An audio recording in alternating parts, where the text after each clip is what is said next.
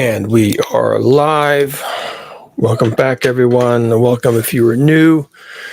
Since I never seem to slip this in, I'll say it now. Don't forget to like and subscribe. Tell them the real story here. If you want other people to be as visible as you and I, then let's make sure they find the channel. I'm going to say something briefly today about violence in the weather. Okay, violence in the weather.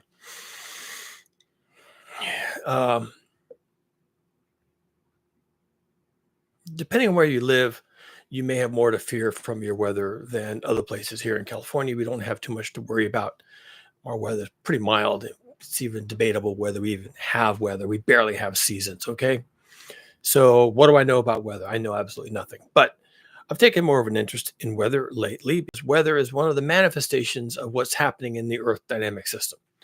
There's other things like ocean temperatures, ocean currents, overall rainfall patterns. Where are the droughts? Where are the floods and those kinds of things? But weather is how all those things happen. Weather is how the Earth system manifests the energy that it contains. The energy in the Earth system moves the air masses around. It evaporates water. It transports the water. The water falls someplace else. We call that rain. There's a certain amount of energy that goes into horizontal motion of air masses, which are realized at the surface of the Earth as wind. It sounds like a very complicated thing to say, but that's what winds are. Winds at the surface are manifestations of air masses moving across the landscape. That's what it is. No one thinks that. That never occurs to anyone, that it's masses of air moving. It's the wind. Well, it's not the wind. The wind is not a thing. The wind is a manifestation of a thing. And the thing, the actual thing, not the instrumentation that there's a wind blowing, but the thing that's happening, the physics, is that there is a mass of air being pushed across the surface of the Earth. And air has mass. It has weight. And when it's moving sufficiently fast, it can, of course, move other things with it. It can knock over buildings. It can knock over ships at sea. It can do all kinds of things. So that's one of the ways that we know that there's energy in the system doing something somewhere, because there's a mass of air moving over the surface of the Earth, a horizontal motion. There's also vertical motion of the air. We generally don't experience that. You don't experience vertical motion of the air when you're standing on the ground, because you can't. If you have an instrument like a barometer, you can notice that the pressure drops as air rises, and you can notice instrumentally that the pressure increases where the air is falling. And if it's rising over here at location A, then it's descending somewhere else at location B, because these things are sort of tied together. We can't have all the atmosphere go up. Somewhere it goes up, somewhere else it goes down. And if it's going down over here, it's going up over someplace else. So you end up getting loops, right? Loops of atmospheric movement, and where the loop is in an ascending phase, then that's a low pressure center. It crosses the high atmosphere high up. We call those, they're just high altitude winds, but eventually they become jet streams. And then where they're descending, that's a high pressure zone. And where it's moving across the landscape near the surface, it's called wind. That's what we call it. But it's all air masses. It's all air masses moving. Other ways in which the Earth system contains a lot of energy and how it can become violent is with evaporation. Water masses are different than air masses. Water masses are made of water, and they can get really hot, and the water can hold a lot of heat. And when the air moves over the hot water, the air becomes hot and it becomes wet through evaporation. And the Earth is 3/4 water. So if there's a lot of energy in the system in the form of heat, then a lot of it's going to be in the water. And if there's a lot of heat in the water, then you're going to get a lot of evaporation. So all these forms of energy and all these forms of movement of materials, whether it's water moving from the liquid phase to the vapor phase, or once it's in the atmosphere, the vapor phase becoming water again, which we call rain and hail and other forms of precipitation, snow. all of this requires energy, and all of this movement up and down and left and right and circles and all and rotations, we call it cyclones. All this movement is from energy, and when there's enough of it, it can become violent. Now, I can't remember if it was yesterday, I saw a headline where someone actually died in a commercial jet because of turbulence. Now, normally, and actually, other people were injured in the same jet. Not surprising.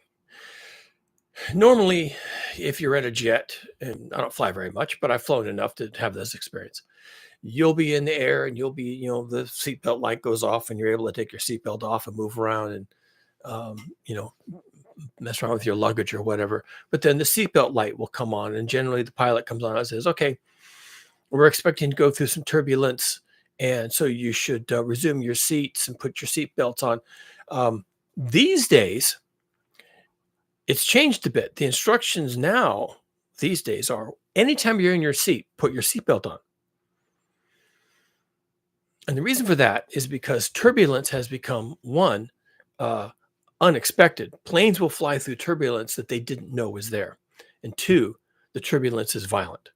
If you fly through an area of turbulence in the atmosphere and it's kind of minor, then the plane will shake a little bit, and you might not even notice. If you're having a conversation, the plane will jerk a little bit and you'll just continue with your conversation. But these days, it turns out that the turbulence is becoming violent. And now when a plane is flying through otherwise clear skies, and it hits a patch of turbulence, as they like to call it, then the plane can just move violently. And so now the instructions are pretty much anytime you're in your seat, you put your seatbelt on, because you don't want to be that person, right?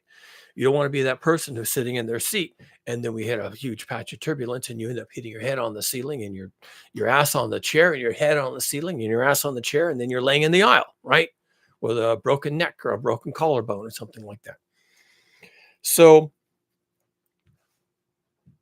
we've been hearing feels like maybe the last year for sure, but maybe two, that people who travel a lot in airplanes, and this is, of course, cabin attendants, pilots mostly, but also passengers who frequently fly, they're reporting that yes, the skies are becoming more, well, they call it turbulence. That's how it feels when you're in the plane. It feels turbulent. You look that up. Look, that's a word. Look it up in the dictionary. Things are being jostled around. But that's kind of a euphemism, and it hides what's really happening. Why is it all of a sudden that aircraft flying through otherwise, normal conditions, not any place where they would expect there to be a problem, are suddenly hitting patches of turbulence, as they call it? Again, words matter here. A patch of turbulence that can kill people. That's kind of a new thing. And the people are noticing that these are becoming fairly frequent. They don't always kill people, but there's enough turbulence in the sky as you're flying that it's a big deal. The last few days, what am I saying? The last month or so, here in the lower 48 United States, and in particular in the eastern half of the country,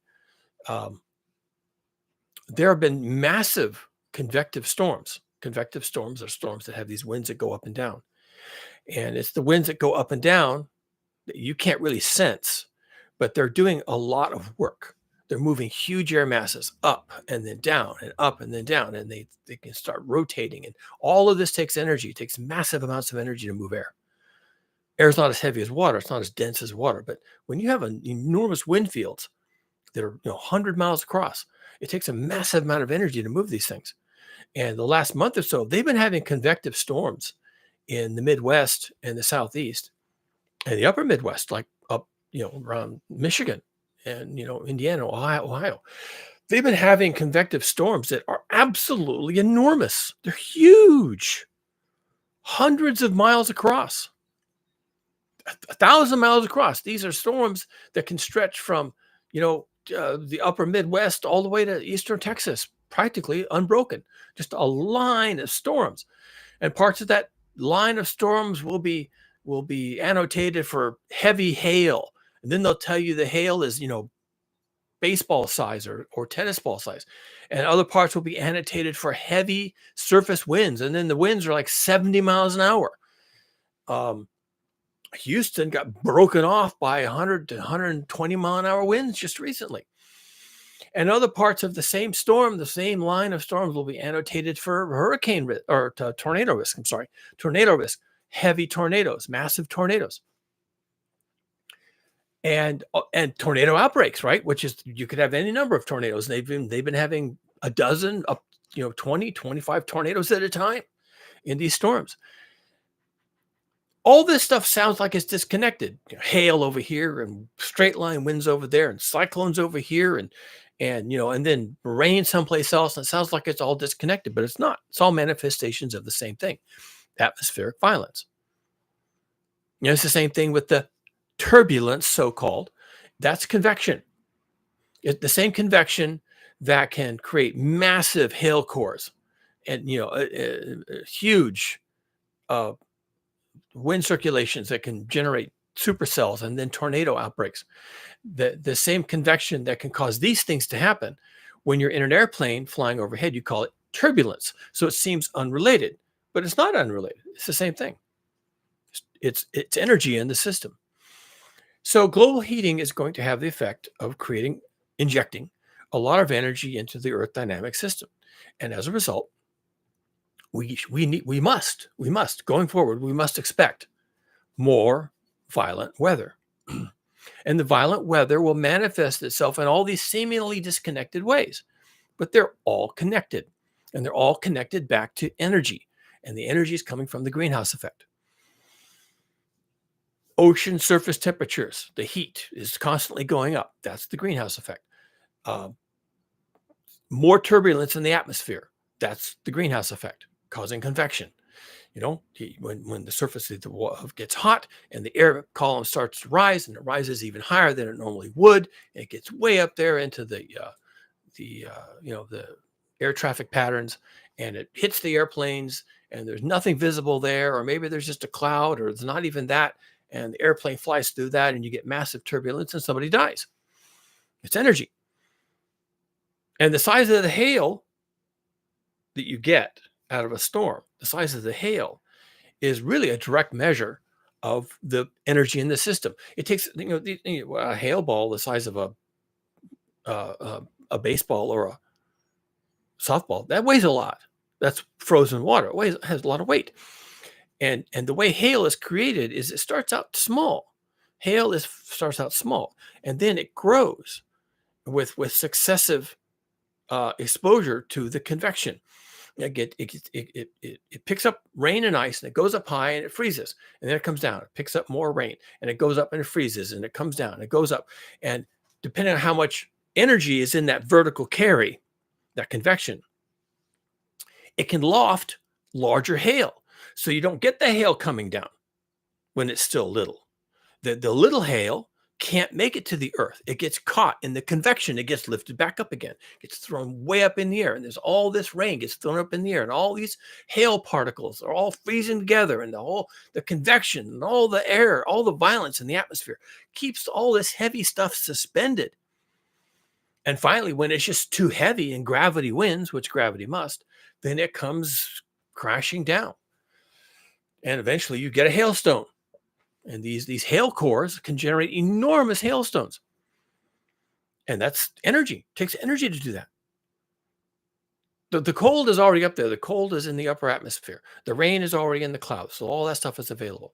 But it takes convection energy to move the air consistently to higher and higher altitudes to freeze hail that size. And, do we even have to talk about tornadoes? Of course, tornadoes are stealing energy from the system. That's how they get to rotate. And the energy that, tears your house to pieces and tears your community to pieces and rips the trees out of the ground and rips the grass off the ground, leaving dirt, that kind of energy. Yeah, that comes from the Earth system. And that's all part of global heating. There's been massive rainfall events out of all of these severe weather systems, so that huge parts of the South and the Southeast are flooded. And There was massive flooding in Brazil recently. I can't remember the name of the town. I probably couldn't pronounce it anyway, but they just basically got wiped out. Uh, some river, some river left its banks, and over a huge wide area was still a river. We don't see too much of this here in the U.S. Like maybe our rivers just aren't quite the same as they are in parts of Brazil. Maybe our watersheds aren't as big. Maybe we have more flood control structures. I don't know. But when we have flooding here in the U.S., what it generally is it's the water. The water rises and it floods the buildings, and then the water settles. And there really isn't much current. There can be some, but there's not much current. Things don't float away. And it certainly won't slab your house. It'll fill your house with water, and then it will recede and leave your house behind. But these communities in Brazil, they're just gone. The water came through like a torrent, and there's no pictures of it. This was, some place in Brazil, so they probably didn't have infrastructure to take a lot of pictures. We didn't get to see it. We got to see the aftermath. In places where there should be a community, there's just foundations. Everything else is gone. Now that's rainfall. That's a lot of rainfall. And that much rainfall, let's assume that these people didn't build here knowing that this is going to happen all the time. They were taken by surprise. This isn't supposed to happen. We're not that dumb. We wouldn't build here if this happens all the time. So this is there was a rare event, rare enough that in human memory, it hadn't happened before. If there was anybody there who had experienced that before, they wouldn't be there. They'd be on higher ground someplace else. But hey, never happened before, at least not in any of our lifetimes, right? If you were down there. So there was just all this water came down, and it did this to the river, and the river is going like that, and it's hitting the houses and just washing them away like they were just nothing at all. Flotsam and jetsam, leaving just the concrete slabs behind.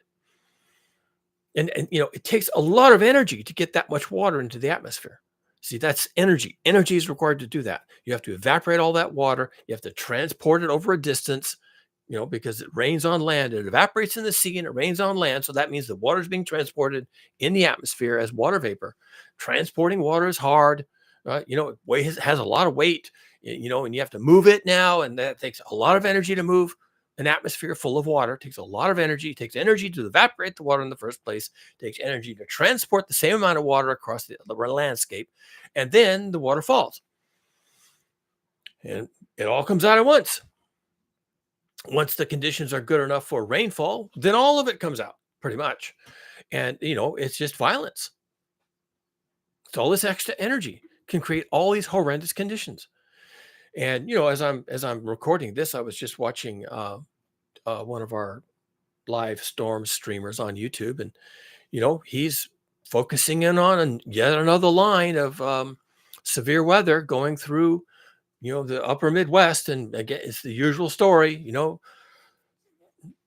softball size hail, massive convection, torrential rains, 70-mile-an-hour winds, 70-mile-an-hour horizontal winds. Okay, so that's going to pick up your patio and throw it in your front yard, that kind of thing.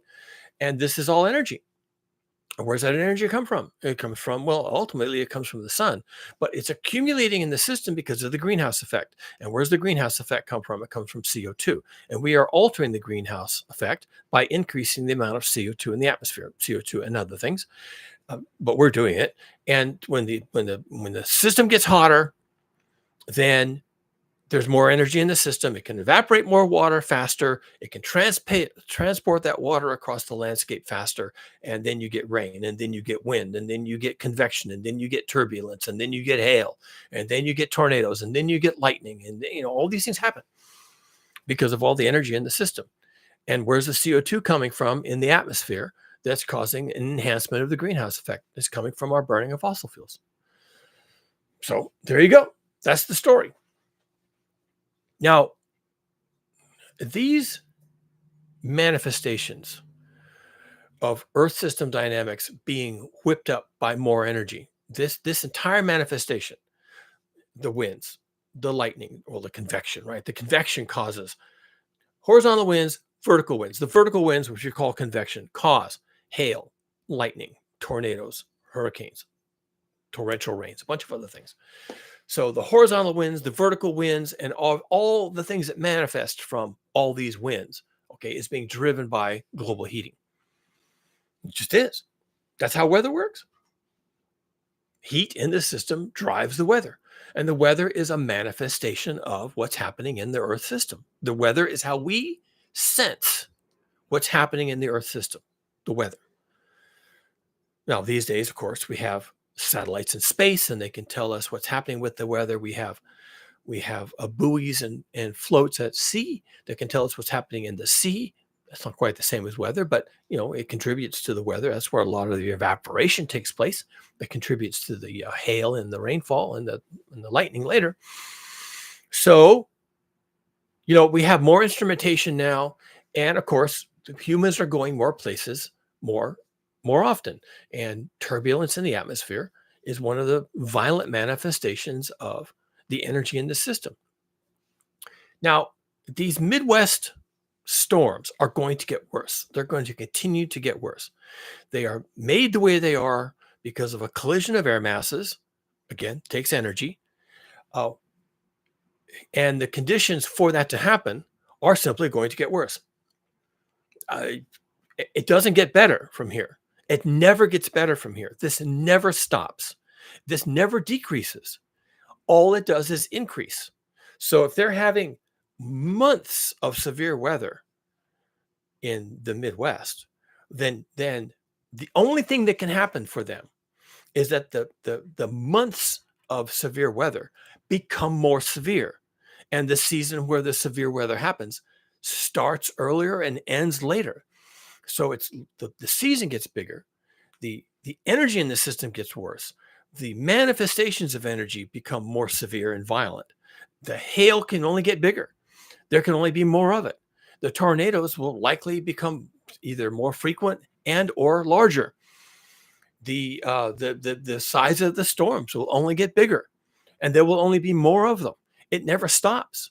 It just doesn't. This doesn't stop for hundreds of years. Even if we stop burning fossil fuels and we stopped adding to the greenhouse effect, and the greenhouse effect somehow maybe stabilized, the amount of energy in the system just stays there. That CO2 in the atmosphere doesn't go anywhere quickly, and therefore it just keeps contributing to all the manifestations of weather as we know it. The Earth is getting hot, and when the Earth gets hot, it gets crazy. And the people in Brazil, they had this massive flooding. There's nothing to stop that from happening again next month.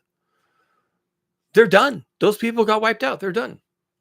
I don't know when they're ever going to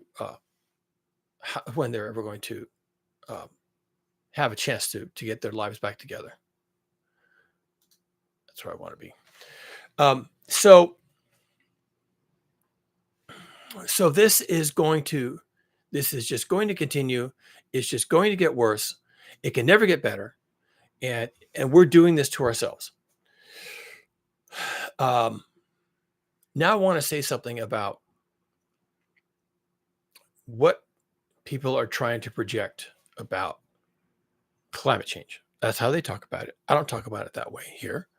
If I do, it's just in common parlance, casual conversation. Climate change, it's really global heating. It's really physics. That's the physics behind climate change. So we have to talk about physics, because that's what's going to murder us, basically. Climate change, who knows what that even is, but it will be a manifestation of global heating, which is the thing. It's the heating of the planet, not the climate change, whatever that is. It's the heating of the planet that's driving these manifestations of energy. The horizontal winds, the vertical winds, convection, and everything that comes from those two. Okay. And of course, I mean, I'm just talking about wind right here. I could also throw in there, if I wanted to, heat waves, right? You can have heat waves when the planet gets hot, and you can have heat waves, and you can have both. You can have rain on Tuesday and a heat wave for 3 days, and then rain again on Sunday and heat wave for 3 days. And yeah, you could do it that way. You can alternate back and forth. That could be really bad. If a landscape is left wet and hot for too long, then it begins to spawn waterborne diseases. In particular, and the collision of waterborne diseases with animal life. And here I'm talking about our our human populations plus our animal populations, which can be really gross, right? Pig farms and cow farms and chicken farms, and and when those conditions of a lot of water, a lot of flooding, a lot of death, and a lot of heat, then you spawn all these diseases, right? Cholera and typhus, typhus, typhoid fever, typhus are come immediately to mind. But you can also have, if you have the right conditions, you can start to have malaria. We don't have malaria here in the US much because we don't have enough really standing water and we don't have enough heat. But hey, you know what? If we start to have enough of those conditions and they last long enough, then the relevant pathogens, the Anopheles mosquito plus its internal burden of the malaria parasite can start to show up in our environments because we've got the right conditions, warm, wet conditions that last for months on end. We can start having malaria. And who in the lower 48 was ready for malaria? No one. Nobody's ready for that. You have to travel to India to get malaria. You have to travel to Central America. You have to travel to Southeast Asia to get malaria. Well, not anymore, right? It could come here. So there's a lot of things that come with all this. There's a lot of baggage that comes along with this. And those people in Brazil, they got wiped out. Wiped out. I mean, do we have to start talking about what wiped out means? Really? I mean, words. Okay, we're wording here. We're trying to use words here. We don't have enough words in our language, at least not the one I speak, to really give the gravity to these situations. The Brazilians in that particular community are wiped out. They're wiped out. They may never return. So where do they go? Well, right now they're living in shelters. Will the government keep those shelters open? Will they someday just shut them down, put these people out on the streets? And what happens when they're out on the streets? Well, then, they try to survive. Maybe there's soup kitchens, maybe there's soup lines, maybe there's food deliveries, who knows? But they're going to be stressed. They're going to be sick.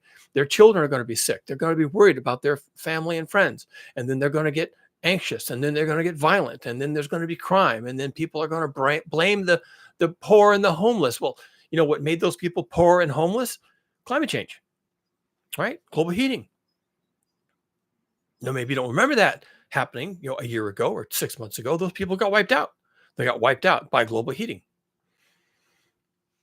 Created conditions that destroyed their community. And once it was completely destroyed, completely slabbed, well, there was nothing to go back to. Well, they can rebuild. Okay, you got the money for that? And where are you going to rebuild them? You're going to rebuild them right back where they were because they don't want to be back there. They've seen the light, right? They know what happens. They're not going back there. So you have to find some other land, someplace else. Well, what if that land is already taken by people living there? What if that land is being used for agriculture? What if that land is being used for running cattle? Well, then you have to take it away from somebody else, right? Now they're angry and upset. And if they have political connections, you can't even do that. So where do these people go? And there's a lot of things that spill out of global heating besides just, well, it rained. Well, there was a tornado. Well, there was a hurricane. Yeah, you're going to have those things too. And then there's going to be sea level rise from the ice melt and the breakup of the Thwaites Glacier and the breakup of the Greenland ice sheet and all these kinds of things. And those things are going to take time. Sometimes those things will happen. Sometimes they won't. But the things that absolutely will happen and that will persist and that are guaranteed is that people's lives are going to be destroyed. People's lives are going to be destroyed. And there are more people today than there have been in any time in human history. There are a lot more people whose lives can be destroyed because they're not all living in the perfect places. Some people, because there are so many people, some people are living real close to the river. Some people are living up on a hillside. Some people are living in a floodplain, right? And they don't know it's going to flood. There's some people who live further up the mountain who will tell them, yeah, you shouldn't live down there because that's going to flood someday. Every so often it does that. But what are they going to do? It's not flooding right now. So they build their house down there in the floodplain. And then, 3 months later, the deluge. But it didn't used to rain like this. Well, now it does. But it hasn't flooded like this in 100 years. Well, now it just did. And now actually it's 2 years later, it's flooded again. What are you going to do? You can't live there. Well, where are you going to live? I don't know. Where can I live? Ask around. And all the safe places, of course, are full of people. And the ones that aren't full of people are full of, cow herds and sheep and agriculture and row crops and whatever. And so where are you going to go? The reason you're living in this marginal place was because that was the only place available, because no one else wanted to live there.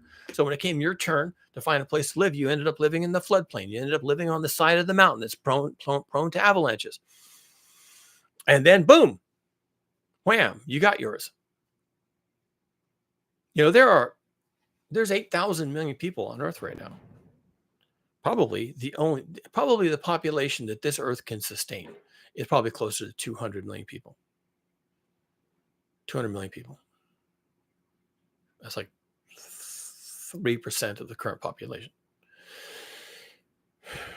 Yeah, we're in trouble. Okay, we're in trouble as this Earth system continues to spin up and entrain more energy, and as more things are in motion, as more things are on the move, as the violence starts to spread, and people who thought they had a good spot where they weren't prone to flooding turn out they are prone to flooding, and people who didn't used to get tornadoes, all of a sudden they're getting tornadoes, and people who didn't used to get hurricanes, well, this year they get a hurricane, and a bunch of other things happen. Worse than expected, sooner than expected, wasn't expected at all. And you're flying through the atmosphere, and you've made this flight before, and the pilot is a good pilot, and this airline is a good airline, and then you hit a patch of turbulence that no one knew was there and shouldn't have been there, wouldn't have been a problem in the past, and all of a sudden you have a broken neck and you're dead or you're paralyzed. Yeah, that's it. Sounds like disconnected things and random things, and these things happen. No, these things don't happen.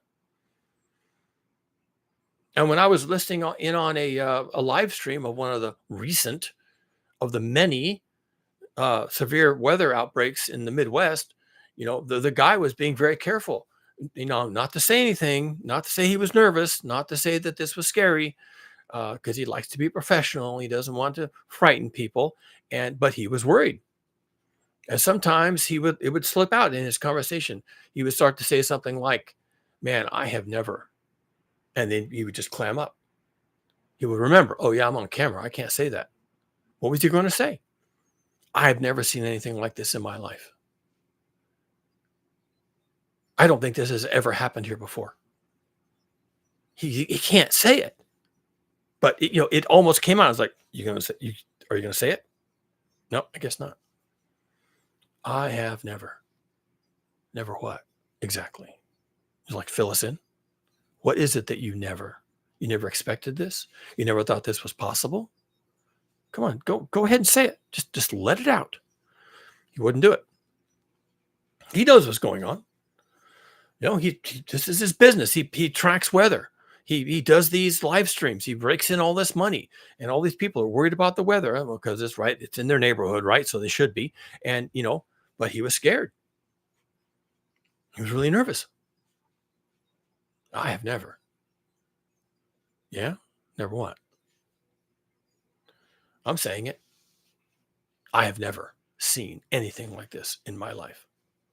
I don't fly a lot, but I pay attention. And yesterday, someone died in an airplane. Just up and died. What was the pilot asleep at the wheel? Was the pilot literally sleeping and didn't know that there was an alert for turbulence? No, of course not. That turbulence wasn't supposed to be there. And if it wasn't supposed to be that severe. What's going on? Violence. Violence in the system. Violence coming from excess energy, from an excessive greenhouse effect, from excess CO2 in the atmosphere caused by us burning fossil fuels. We're doing this. And this is never going away. This is never going away. How many years have we had these severe fires up in the Canadian boreal forest? How many years now running have they been on fire and evacuating tens of thousands of people out of these communities? How many years now in a row have we had that going on? And one of these days, some commercial aircraft is going to fly through a blue sky, and it's going to hit turbulence that's so violent that it turns the plane upside down, heads for the ground, barely get control of the thing, and it plows into the sea from turbulence. It just nosedives into the ocean. The engines go out, one of the wings shears off. They have no control of the plane, barely have control of the plane, and it just head first into the ocean from 40,000 feet to the sea level in 2 minutes, dropping like a rock because of turbulence. It's going to break that thing in half. Tear half of a wing off, tear off an aileron, damage the cockpit, knock out the pilots, whatever. Violence. We're not supposed to be up there, I guess. I mean, that's kind of the story. They're having problems in Southeast Asia. Now, I was listening, flooding and heat. And I was listening to Peter Carter and Paul Beckwith talk about this. And Paul Beckwith was saying, oh, yeah, that's because of El Nino. No, it's not. It's not because of El Nino. Actually, during an El Nino, we get the heat on the eastern side of the Pacific. On the western side of the Pacific, they get the cool. It oscillates back and forth. So we're in the heat phase. They're supposed to be in the cool phase. How does that line up with record heat and record temperature? It doesn't, you see. But he didn't know that. I wasn't thinking about it, or he didn't want to admit to it. So what happens when the El Nino ends and we get a La Nina? Because when we're in La Nina, that's the cool phase on our end, and it's the hot phase on their end. They're already having record heat and record flooding. What happens when they get the heat? What happens when the heat goes from our end of the spectrum to their end?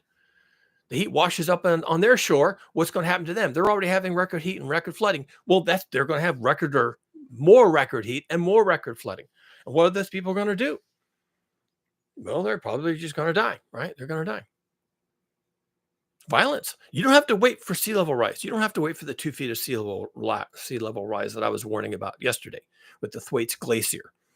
Yeah, you're going to get that. And you're going to get another 2 to 10 feet of sea level rise from a significant melting of the Greenland ice sheet. Yeah, you're going to get that too. And the Thwaites, the 2 feet of the Thwaites that's just the beginning act. You could get another 8-10 feet from that later on. You're going to get that too. And then these things are all going to be additive. And that's how it's going to be. And you can't avoid that now. That's all coming. That's all on the menu. That's the second course and the third course, and that's how this is going to play out. And there's no way around it. That's just how it's going to be. So watch your back, I guess. And what are you watching for? Violence. Windstorms. Right now in the Midwest, there are horizontal winds, 70 miles an hour. It's a good bet some of those 70 mile an hour wind fields will become 100 mile an hour wind fields. And when those hit cities, to communities, they're going to knock them down. It's going to go through a mobile home park and just shred every mobile home in that park. Not a tornado, just a horizontal wind field. Hits those buildings, hits those structures, and just flattens them, just lays them out like a house of cards. He built all this stuff up, and he just lays it out like that. Spreads it out over 300 feet. Flattens it. Turns over semi-trucks on the freeway, the whole thing. That's what's going to happen. Sometime today, that's what's going to happen. Sometime today. Violence. You better be looking over your shoulder. You better be aware of what's going on in your environment. You just better be, as they call it, weather aware. Okay, well, it's not just weather aware. It's global heating. You better be aware of what's happening to you. What's happening to you, the manifestation of what's happening to you is called weather. You're going to have some weather. You're not going to like it. It's going to try to kill you, okay? But the reason behind it is global heating. And the Earth is heating up. Oh, they were saying, oh, well, we're not going to pass a certain threshold until 2050, and we passed it last year. Well, we're not going to pass a different threshold until the year 2100. We passed it the year after that, right? That's what's going on. You're paying attention. You should be. If you're watching this channel, then you know what I'm talking about, right? The 1.5 degree C threshold and the 2 degree C threshold. Those things are now falling like dominoes. Okay, but they have to be in place for 20 years, and the scientific instrumentation record has to verify that it's happening, and we need a lot of more data. It's like, yeah, well, fuck that. You don't need any of that stuff. Hot is hot. And hot is why we're having these massive convective storms in the Midwest. And hot is why the Canadian boreal forest is on fucking fire. It's supposed to be a rainforest. That ain't happening. They're on fire. And that's why they're having massive heat and massive floods in Southeast Asia. It's probably going to kill everybody. And that's why they're having a drought in Australia. Those people are finished. And that's why they're having torrential rains that turn rivers into, a continent-sized flood zones. Yeah, it's weather. I mean, it's weather, but it's not. It's not weather. It's global heating. It's spinning everything up. And we're about to enter hurricane season here in the US. Good God. What's that going to what's going to happen there? I guess we'll find out. They're already saying that this hurricane season will be a record relative to, recent decades or something. It'll be a record. They're expecting a record hurricane season. And, in previous years, up until just recently, even they're still talking about, well, maybe category 5 isn't where we should stop classifying hurricanes. Maybe we should add a category 6. And at the same time, they were talking about adding a category 6 and getting the definition for that so they can use it correctly. They said, we should probably just add a category 7 while we're at it. That came as a bit of a shock. Really? That's what you're going to do? You're just going to go straight from 5 being the theoretical maximum to 7? Why would they do that? Why would they even have that discussion? Why are we having even any kind of discussion like this? Heat in the system. And where's that heat coming from? It's coming from the greenhouse effect, which is being enhanced by CO2 emissions that are coming from our burning of fossil fuels.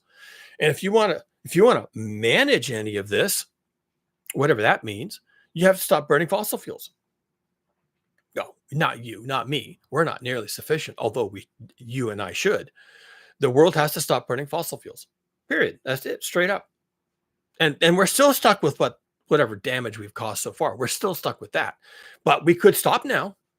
We could stop now and limit the damage we've done.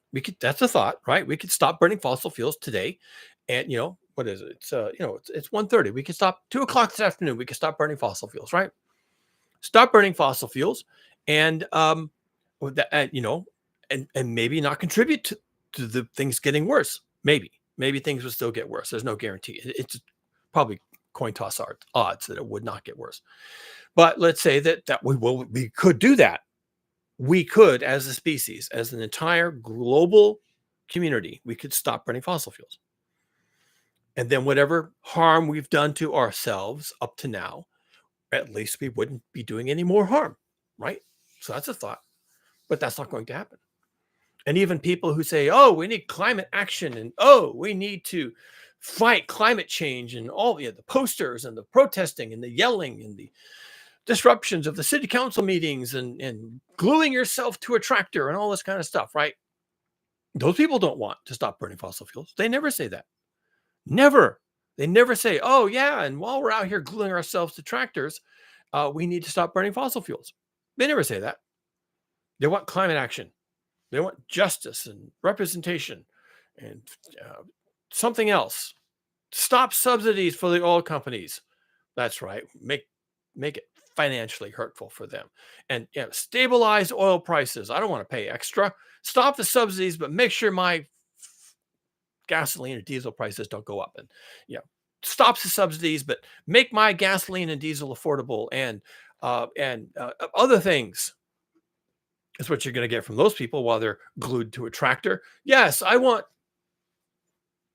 no subsidies for the oil companies, but I don't want my price of my gasoline to go up. That's what you're going to get from them. Because they got no clue.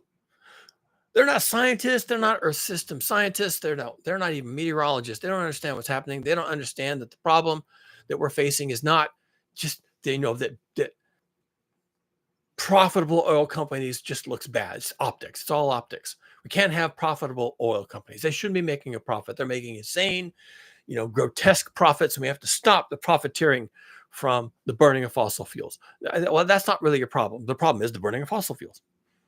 And you're not going to stop doing that. No one's going to stop doing that until they stop doing that. And when do they stop doing that? Not because they want to. They stop doing that because they can't. And why can't they? Well, the reason they can't is because their community has been slabbed. Right? The 150-mile-an-hour wind came through it, knocked everything over. Your community's flat, and now you're not burning fossil fuels. Oh, but they'll rebuild and then they'll go back to their normal lives. Well, maybe some of them will in the wealthy parts of the world, and some of them won't. Some of them become street people living under bridges, taking food handouts. They're not burning fossil fuels. They're not doing anything. They're barely surviving. They're not even getting medical care. Their children aren't going to school. They're done. They're no longer participating. So if enough of that goes on and Southeast Asia gets enough flooding and enough heat and people just can't participate anymore, well, then that's one place where they're not burning fossil fuels. And you go to Brazil and there's another place they're not burning fossil fuels. Not because they don't want to, they would love to, but their car floated out to sea and the service stations got full of water and their communities have been destroyed and they don't even live in those communities anymore. Now they live in the slums of some urban center where they can barely survive and they're not burning fossil fuels because they're not. And what if that happens everywhere? What if that happens across the entire US Midwest? What if this is not even theoretical or hypothetical. This is like, okay, when is this going to happen? Here's the scenario. Some gigantic series of storm outbreaks, severe weather outbreaks, just goes through the Midwest and through a combination of lightning setting things on fire, massive power outages that last for weeks or months, disruptions of supply chains where the food and medicine can't even be delivered. The freeways are covered with water. The roadways are covered with water. The airports are damaged and unusable. And there's disease outbreaks everywhere. People are starving. They can't drink the water. They're surrounded by water. They're up to their chest in water, but they can't drink it, right? And all this happens, and they're done. That could happen. That could happen. Yeah, of course, it happens in Brazil because those people are poor. And it happens in Southeast Asia because those people are poor. Maybe they are, maybe they're not. Maybe they just got wrapped up in some atmospheric violence. And that can happen anywhere. It doesn't matter if you're rich or poor. Now, the rich are going to be able to recover in a slightly different way than the poor or the middle class or the upper middle class, right? The rich may already have multiple homes. Why not? And if they don't have a multiple home, then they got cash in the bank and and plus they have access to tax dollars from politicians because they've been giving donations to the politicians. So the rich people can be made whole, right? They'll get money to do things that taxpayers' money, they'll get their money and they'll move. They'll go to California, they'll go to New York State, they'll go to Wisconsin, and they'll buy a house and they'll pay cash for it, or they'll build a house and they'll pay cash for that. Then they got money, they can save themselves. They'll buy a new car, they'll buy 3 new cars, and they'll just set themselves up, and that'll be, wow, that was a lot of work. How unfortunate. And they're not going to look back. They're not going to go back there and make sure they bring some of the people with them who they left behind. They're not going to do that. So the very wealthy will be fine. They'll move themselves someplace else and they'll start over because they can. They got all the money and they got all the political influence, and they'll be fine. They'll take care of themselves. And everybody else will just what happens to them? They're living under bridges. They're dying of typhoid. They got cholera from drinking the water, and they died from cholera. They get COVID-24 and they get SARS, something else, and they get the N5H1 avian flu and whatever, and they got nowhere to go, and they're not getting any help, and the hospital has been closed for 6 weeks, and they just die and they disappear. A lot of people will just vanish. They'll just die, and the animals will eat them, and that's it. They're gone. You'll never know they were there. That happened during the plague. So many people died that they just threw them in ditches. No grave markers, no nothing. Just throw them in ditches. Just dig ditches as fast as you can. And as fast as you can dig a ditch, there's a bunch of other people filling it up behind you. Burial pits. Getting rid of the bodies as fast as you can. No real record. Who's in here? I don't know. They were rotting. They were stinking. Covered in maggots. I'm not going to identify this person. Throw them in the ditch. Cover them over. We're trying to deal with a crisis here. Yeah, they'll never know. People will just vanish.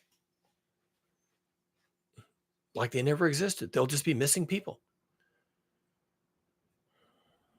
That's what's happening right now in Brazil. They say, 150 people are dead in Brazil. Well, that's 150 you know of. How many just washed out to sea and became fish food? Don't know. 1,500, 15,000, 150,000? Who the hell knows? You'll never know. They'll just be missing. And that's not dead. Missing is not dead. Dead in a ditch, feeding the rats is not dead. No one knows where you are.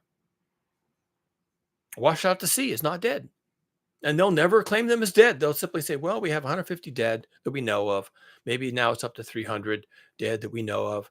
That we've identified the bodies, contacted the next of kin. Yeah, they are officially dead. We can bury them, give them a headstone or whatever. And there's 150,000 that are missing. That's how these things work. And that's how you lose a country. What happened to the people? I don't know. They're just not here. Where'd they go? I don't know where they went. Are they okay? I don't know. I guess maybe they are. Haven't heard from them, but I don't know where they are. I don't know where they went. I don't know how they got there. Haven't heard from them. They're not really officially missing until someone says they're missing, and they're just not here. Well, then they're gone. And a lot of people are going to vanish because of violence in the Earth system. They won't even be classified as dead. They're just gone. Gone. We're going to lose entire countries this way. Just gone. We just don't hear from them anymore. And you can't go in there because there's no airport. There's no way to get in and out of the country. And you can go there on a boat and you get off on the beach and there's nobody there. There's no radio, there's no TV, there's nothing, there's no internet. And you go there and there's nobody there. Where'd they all go? I don't know. Did they leave? I don't know. They're not here. Maybe they left. Where'd they go? I don't know where they went. How'd they get there? I don't know. Maybe they're in ditches. Maybe they're just eaten and they're just gone. We're going to lose entire countries this way. Everybody either leaves and they don't care what happened, or they didn't leave and they can't tell you what happened because they're dead. Violence in the system can do this. This is what the system can do. It can end us on a large scale, end us, or at least end so much of our civilization that those people vanish from sight. Unless you go there and start digging around in the rubble, you don't find them. Unless you go into the jungles and look for these people living in the jungle, like uncontacted tribes, then you don't know where they are. That's a pretty dire prediction. But please note, that's not waiting for sea level to rise. That's not waiting for the heat wave that could come in the year 2100. These things are happening right now.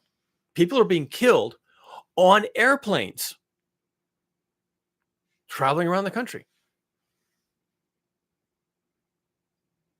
And would you even hear about the plane that never arrived at its destination? If it lost a wing or lost all the engines and a wing, and it just crashed into the sea at speed, and the pilots were knocked out by the turbulence, and it just crashed into the sea, and then it'll be another mystery. What happened to that flight? Don't know. We went out looking for it. Couldn't find any sign of it. Where'd those people end up? Don't know. Well, does that mean they're dead? No. We don't know.